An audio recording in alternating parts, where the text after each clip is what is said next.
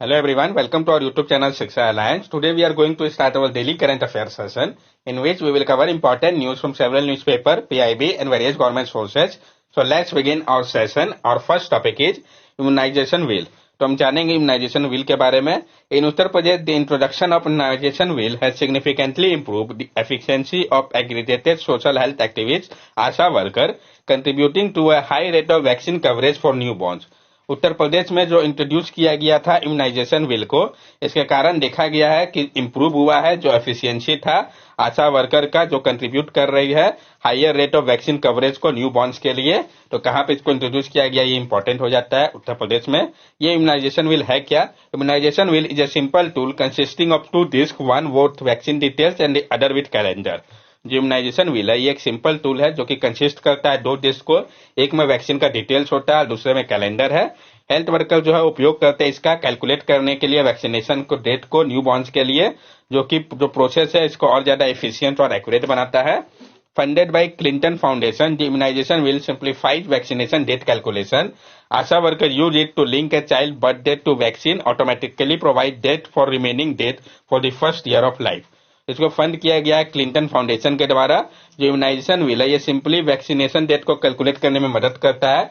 आशा worker उपयोग करती है, वो लिंक करती है चाइल्ड के बर्थ डेट को वैक्सीन के साथ और ये ऑटोमेटिकली प्रोवाइड करता है जो डेट है remaining date first year of life का वैक्सीन के लिए बताता है.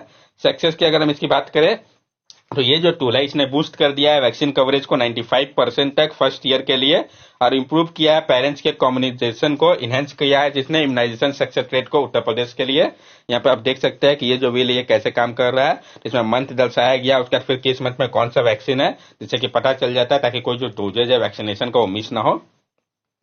नेक्स्ट टॉपिक है हमारा एक्सकवेशन इन किलारी. तो हम जानेंगे जो एक्सकवेशन किया गया किलारी में इसके बारे में.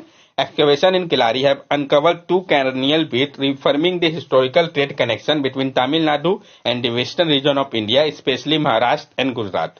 जो एक्सकेवेशन किया गया है कहाँ पे, किलारी पे, इसने अनकवर किया है 2 कार्नेलियन बीट को.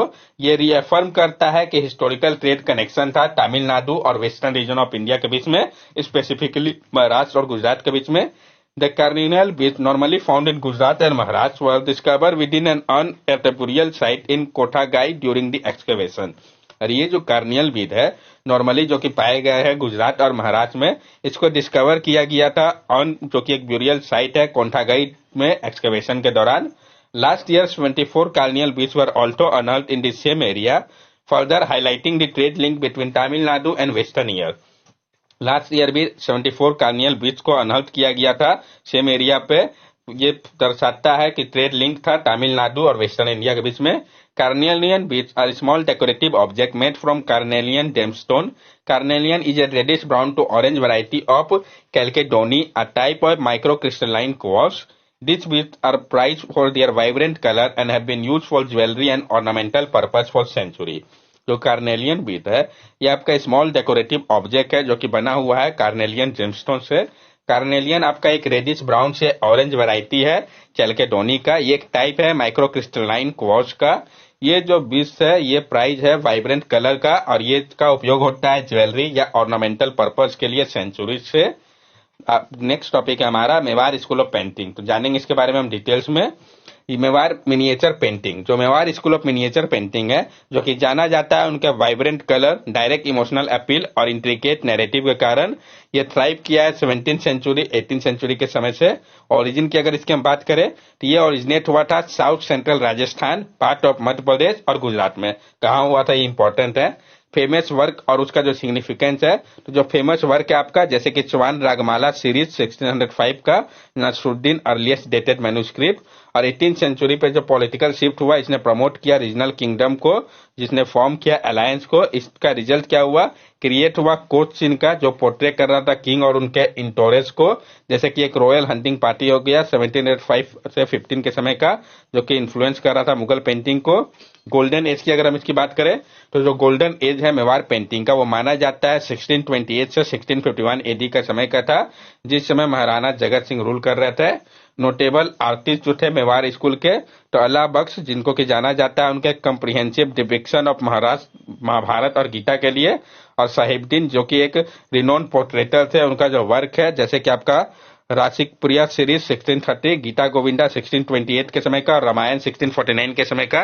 क्या यूनिक फीचर्स है मेवाड़ी आर्टिस्ट के? तो जो मेवाड़ी मिनिएचर पेंटिंग है ये सेल्डम शाइन होते हैं अपने वर्क के। ये सिमिलर है यूरोपियन आर्टिस्ट के समय का जो रिनेसा के समय के थे। सिर्फ कुछ नेम है जैसे कि नसरुद्दीन, मनोहर, अलाबर्क एंड मंसूर, वो सब सरफेस्ड है। फ्यूचर प्रोस्पेक्ट की अगर हम बात करें तो मेवाड़ी पेंटिंग जो है उसमें डिस्टिंक्टिव स्टाइल होता है। इसने गेन किया है ग्लोबल रिकॉग्निशन को। कुछ वर्क जो है वो ऑक्शन भी हुआ और अप्रिशिएट किया गया पूरे विश्व के द्वारा। मिनिएचर पेंटिंग क्या होता है? तो जैसा कि इसका नाम बता रहा है, miniature painting small highly detail artwork होता है जो कि जाने जाते हैं अपने वाइब्रेंट कलर के लिए।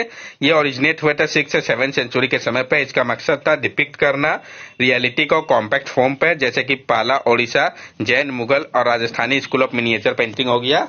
नेक्स्ट टॉपिक है हमारा India first light house festival. PIB के मुझे इंपॉर्टेंट हो जाता है तो कहाँ पे मनाया गया ये पता होना चाहिए। इंडिया का जो पहला लाइट हाउस फेस्टिवल है ये आपका गोवा में हुआ है। This festival take place with the aim of transforming historic lighthouse into tourist destination. ये जो फेस्टिवल है इसका मकसद था कि ट्रांसफॉर्म किया जाए हिस्टोरिक लाइट हाउस को टूरिस्ट डेस्टिनेशन के रूप में।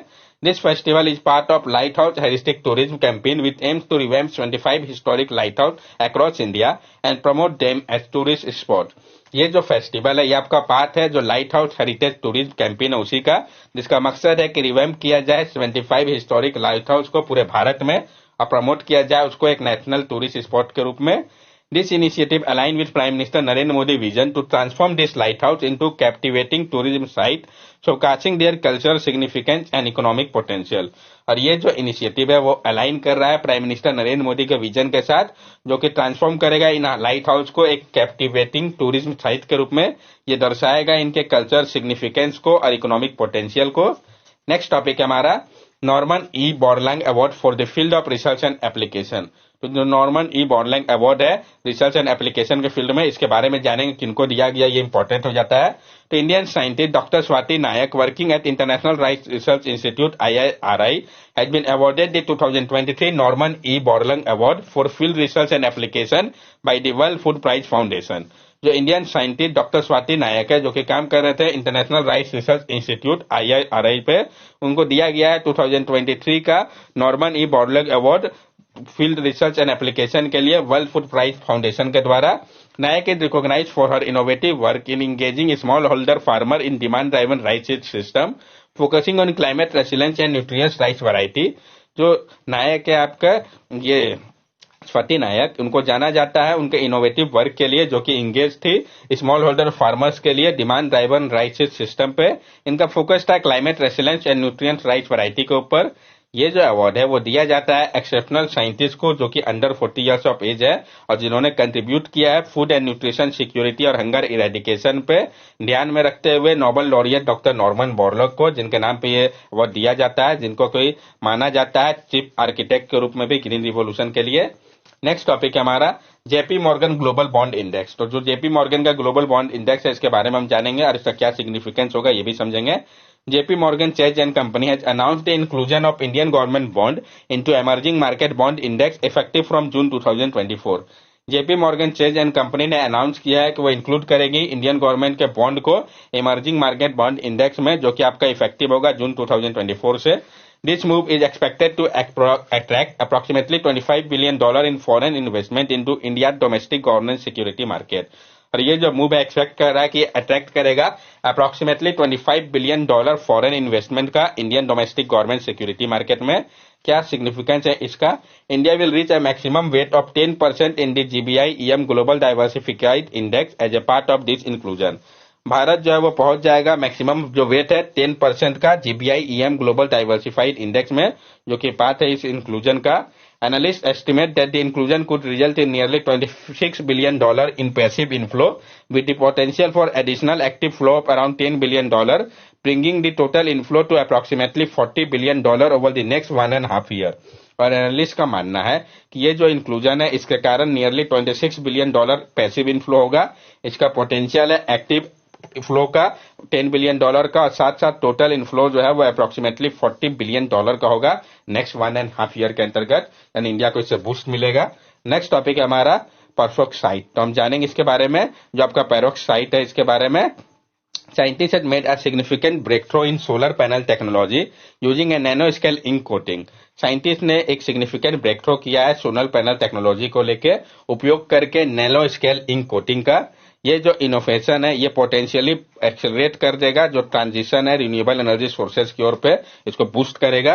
रिसर्चर ने पाया है कि कोटिंग करके इनहेंस किया जा सकता है जो स्टेबिलिटी है पेरोवस्काइट सोलर सेल का, जो कि उनको सुटेबल बनाता है मास प्रोडक्शन के लिए।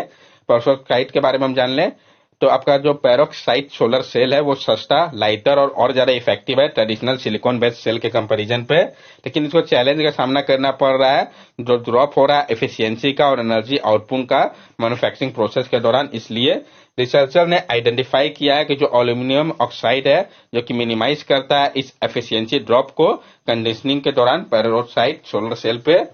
जो आपका पेरोक्साइड जो है उसको रिकॉग्नाइज किया गया है एक मिरेकल मटेरियल के रूप में। इसका पोटेंशियल है कि ये एक बदलाव ला सकता है बहुत सारे इंडस्ट्री के लिए जिसमें कि रिन्यूएबल एनर्जी भी आता है। और हाल फिलहाल में जो एडवांसमेंट हुआ है इसने इनेबल किया है क्रिएशन को सेल्फ हीलिंग सोलर पैनल का। ये इंप्रूव करता है एफिशिएंसी को जब कंबाइन किया जाता है सिलिकॉन को टेंडम सेल्स पे। नेक्स्ट टॉपिक है हमारा विब्रियो वल्निफिकस। तो हम जानेंगे विब्रियो वल्निफिकस के बारे में और क्या इश्यू सब समझेंगे। Vibrio vulnificus a marine bacterium could pose a major threat to coastal population due to ideal condition created by climate change. जो आपका विब्रियो वल्निकस जो कि एक मैराइन बैक्टीरियम है, क्या है तो ये पता होना चाहिए, मैराइन बैक्टीरियम। इसके कारण एक मेजर थ्रेट हो सकता है कोस्टल पॉपुलेशन के ऊपर क्योंकि जो आइडियल कंडीशन क्रिएट हुआ है क्लाइमेट चेंज के कारण।